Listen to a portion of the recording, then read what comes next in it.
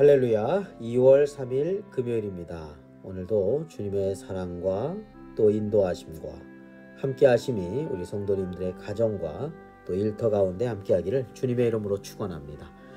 오늘 우리가 함께 묵상하실 말씀은 누가복음 23장 50절에서 24장 12절까지 말씀이 되겠습니다.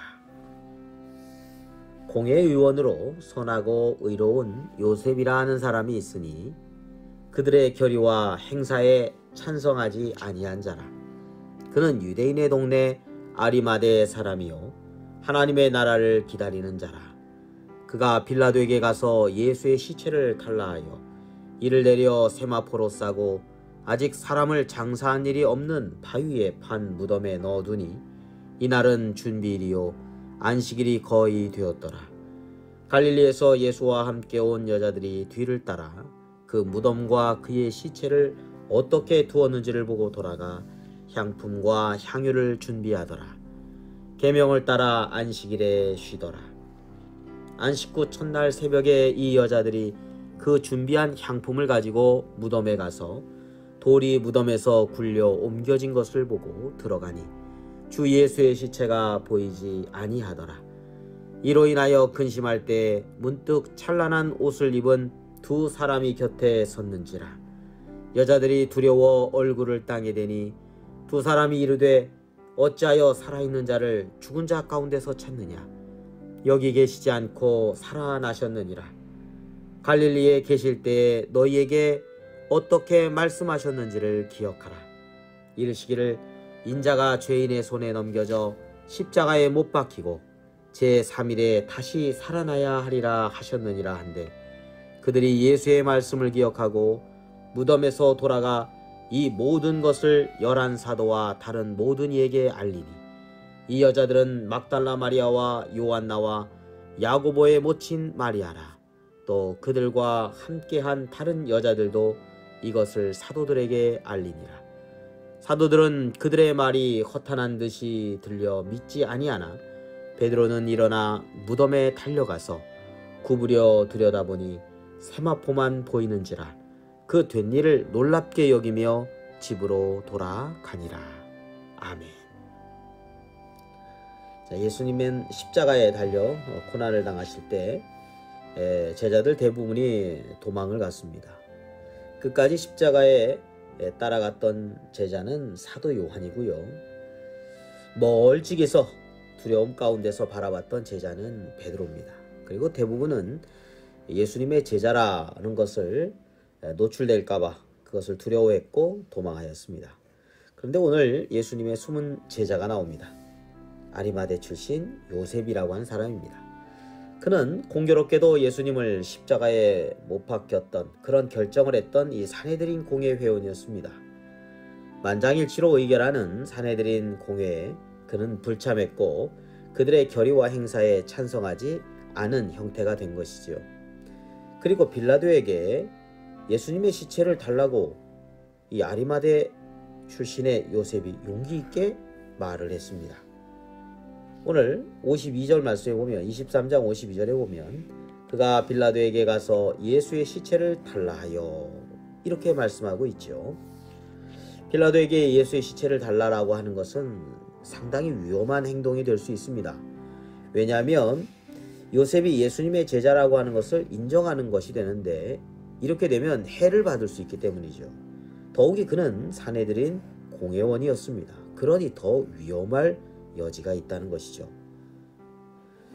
뿐만 아니라 이름은 나오지 않았지만 오늘 말씀에 55절 56절에 보면 여인들이 나옵니다. 갈릴리에서부터 예수와 함께 온 여인들이 예수님의 뒤를 쫓아갑니다.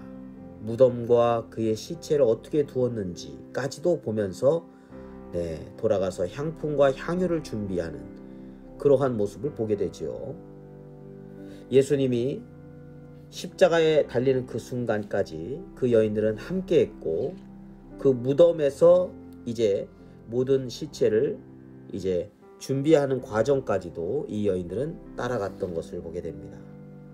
뿐만 아니라 또 숨겨진 제자들이 있습니다. 그 중에 이제 니고데모가 나옵니다. 니고데모 요한복음에 나왔죠. 중생에 대한 물음을 예수님께 던졌던 사람이었습니다. 예수님의 시체를 위해서 그는 용기 있는 행동을 합니다. 요한복음 19장 39절에 보면 일찍이 예수께 밤에 찾아왔던 니고데모도 모략과 침향 섞은 것을 100리트라쯤 가지고 온지라 했습니다. 자, 이렇게 향을 뿌려가지고 유대인들은 이제 시체에다 향을 뿌리고 그 다음에 썩지 않게 한 다음에 그 위에 이제 세마포로 싸는 그러한 장례의식을 가지고 있는데요. 여기에 모략과 침향 섞은 것 100리트라라고 하는 것은 왕을 위한 장례 처리에 해당하는 그런 절차라고 합니다. 자, 우리의 신앙이 정말 이렇게 위험한 상황임에도 불구하고 담대하게 용기 있게 주님을 배반하지 않고 주님을 신실하게 따르는 그런 제자들의 모습을 봅니다. 우리의 신앙이 말로만 따른다 하면서 실제 삶에서 주님을 배반하는 모습이 아니라 조용하지만 묵묵하게 주님을 어떤 위험의 상황에서도 용기 있게 신실하게 주님을 따르는 주님의 제자가 되기를 위해서 우리가 힘쓰고 또 기도하고 그리고 또한 결단하는 그런 삶을 살아가야 되겠습니다. 그 다음 말씀을 보면 부활신앙에 대한 말씀이 나오죠. 이 여인들이 예수님의 무덤에 쫓아갔습니다. 근데 거기서 두 사람이 있어요. 근데 이것은 두 천사를 가리키는 것이죠. 두 천사가 있었는데 예수님을 찾은데 무덤에 보니까 예수님이 없지요. 그때 이 천사가 이야기를 합니다. 어찌하여 살아있는 자를 죽은 자 가운데서 찾느냐. 여기 계시지 않고 살아나셨느니라. 갈릴리에 계실 때 너희에게 어떻게 말씀하셨는지를 기억하라. 이르시기를 인자가 죄인의 손에 넘겨져 십자가에 못 박히고 제3일에 다시 살아나야 하리라 하셨느니라. 자, 누가복음의 24장 5절부터 7절 말씀의 내용이죠. 여인들은 두려워했고요. 또 근심하고 그랬습니다. 그렇지만 이 안식구 첫날 예수님께서 죽으신 지 사흘째 되던 날 새벽에 이 여인들이 예수님의 무덤에 이 향품을 가지고 이제 준비했을 때 시체가 보이지 않았을 때 그는 근심하고 있었는데 이 두 사람이 주님의 부활하심을 전해준 겁니다. 예수님께서 누차 말씀하셨던 십자가에 죽으시고 3일 만에 부활하실 거라는 것을 다시 한번 상기시켜 준 것이죠. 그렇습니다. 우리가 믿는 주님은 죄를 위해서 죽으셨을 뿐만 아니라 또한 사망 권세를 이기시고 부활하신 분이십니다. 주님을 믿는 자들도 부활하게 되고 영원한 생명을 얻게 됩니다. 자, 우리가 믿는 예수님은 죽은 분이 아니라 지금도 부활하셔서 살아계신 그리고 역사하시는 하나님이시라는 것을 우리가 꼭 기억해야 될 줄로 믿습니다. 마틴 루터가 종교개혁을 하는데 참 너무나 힘들고 그래서 어깨가 축 처져 왔다고 합니다. 그러한 일들이 연일 이어지는 가운데 어느 날 마틴 루터가 집으로 들어오는데 곡하는 소리가 들립니다. 잘 보니까 그 곡하는 소리가 나는 곳이 바로 자신의 집에서 나는 소리였습니다. 집에 들어가 보니까 아니나 다를까 루터의 아내 이 카탈리나가 상복을 입고 곡을 하고 있었습니다.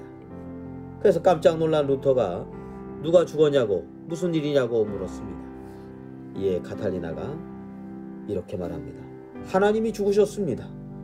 하나님이 살아계셨다면 당신 이렇게 절망하고 축 처져 있지 않으니까 말입니다. 루터가 깨달았습니다. 그렇구나. 하나님이 살아계시지. 하나님이 살아계시지. 내가 왜 하나님이 없는 것처럼 돌아가신 것처럼 그렇게 살고 있는가 라고 이제 깨닫고 하나님을 굳건히 믿고 용기 있게 그 종교개혁을 완수하였다고 합니다. 그렇습니다. 우리가 믿는 주님 지금도 살아 역사하고 계신 분이라는 것을 꼭 기억해야 될 줄로 믿습니다. 기도드리겠습니다. 지금도 살아 역사하신 하나님 아버지, 저희들이 주님을 끝까지 용기 있게 따라가는 제자가 되게 하여 주시옵소서.